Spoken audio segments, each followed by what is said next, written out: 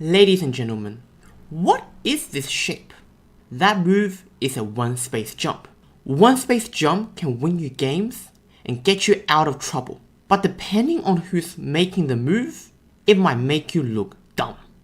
This is the third weapon of the Go Hammer series. In this video, you will learn how to use a one-point hammer or a one-space jump to stabilize your position, build territory, improving your shape, and finally running away and saving your weak stones. Now let's get started. The white triangle stone is a one-point hammer from the 4-4 point and aiming to make more territory on the side of the board. The black stone with a circle on it. That one-space jump reinforces the N4 stone.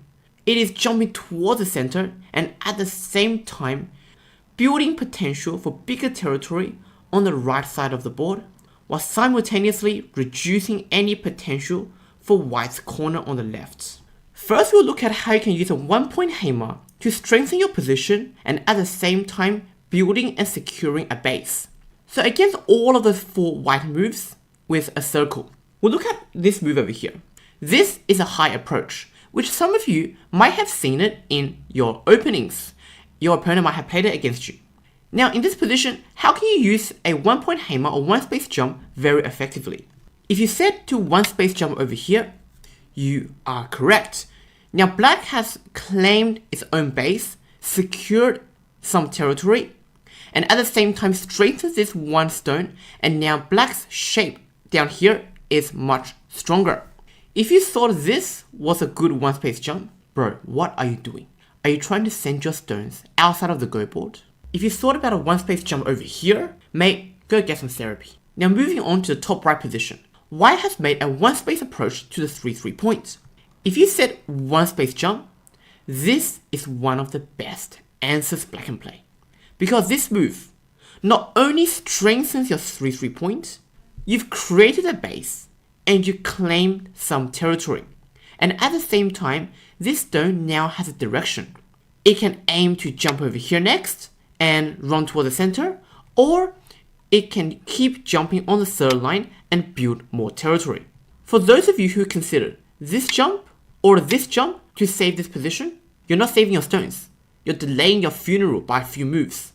And your 2 stones right now looks like some floating orphans waiting to be captured. So do not do a one-space jump towards the edge of the board. It has 0 meaning. Now moving on to this position. This 2-space approach on the side against a Komoku is quite a common approach, especially when black has a framework down the side. One of the best answers black can play is a one-space jump or a one-point hammer.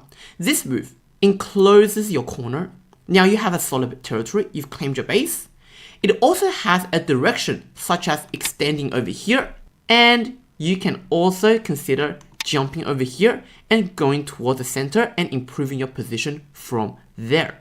Now coming down to this corner, this is a Joseki, and that's why Josekis are very principled. The most common moves are either here, attach, or kick, but in this case, you can also use a one-space jump. This is also Joseki, and this is also theory. I'm going to show you a few moves. For Q players, you can play like this. This is a classical Joseki, and this is quite an even result.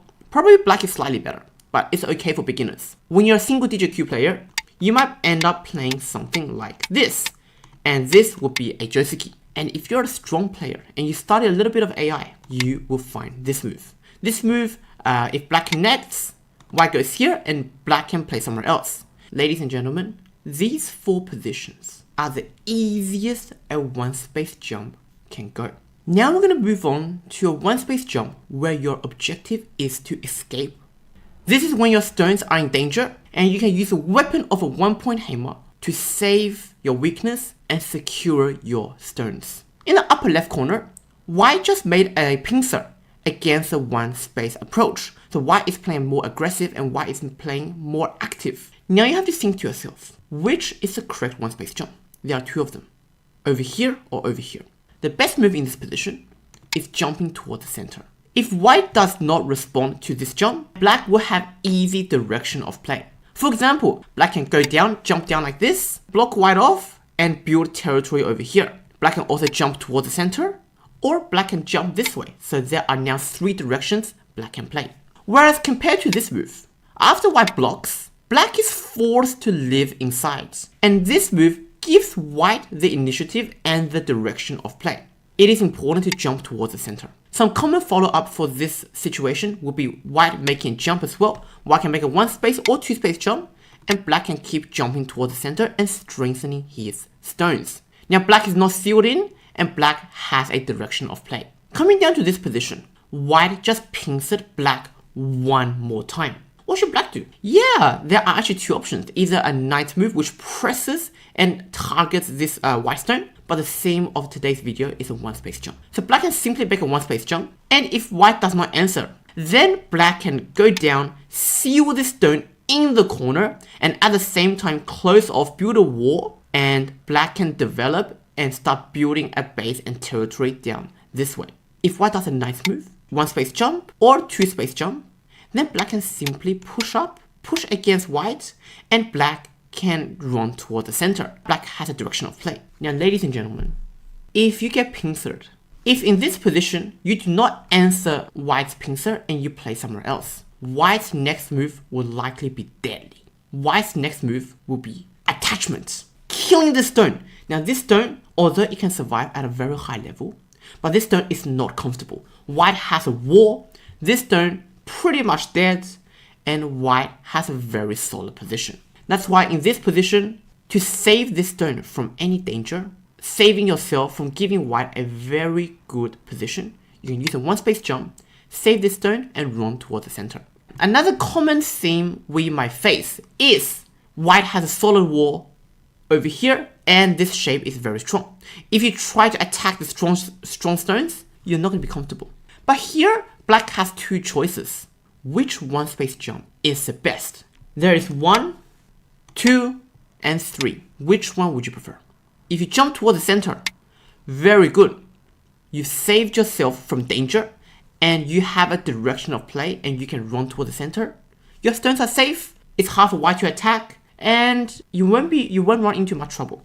If you set 1 space jump over here, you're either a beginner who's territory hungry, or you are a high den player.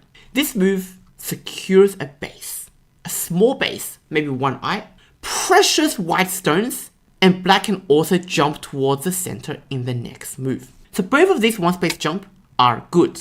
For those of you who chose to make a 1 space jump towards the first line, you're not dead just yet, but you're playing like an NPC, and you should rewind to the start of the video and rewatch the video from here. Here I'll show you a tournament game played between a 6th dan and a 7th dan. And spoiler alert, this is my game. I'm the white pieces, and my opponent is a 7th dan. Watch how high dan and super strong players use a 1 space jump in their favor. In this position, I did a 1 space jump. This move connects all of my stones together.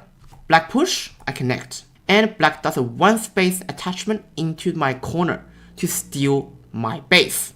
Now I went for the attachment here, here, here, here, here, here, and I started a fight. Now black played a 1 space jump to threaten my 4 stones down here, and I had to save them. Otherwise, if my 4 stones die, this group becomes alive and I don't have enough territory. So I must save them. Black threatens 1 more time, I go back. Black does a 1 space jump. This move saves the 3 stones. And guess what I did? Another 1 space jump. Because my 2 stones are weak and I need a direction. And guess what black did? Boom! Another 1 space jump. This 1 space jump not only cuts off this white stone and make it weak, and at the same time it threatens to cut off these white stones. So I had to connect. Black ran away. I did some exchanges and I destroyed black's eye and I saved my group because there is some RG over here. And in this position, ladies and gentlemen, black played a diagonal move, trying to escape. I had to follow. I cannot let black jump in toward the center. I have to seal black in so I can attack this weakness. And I can also attack this group later on as well. And guess what black did? 1 space jump. It threatens to cut off these 4 keystones and threatens to do a diagonal move and cut them off. So I had to save them. And guess what black did? Another 1 space jump.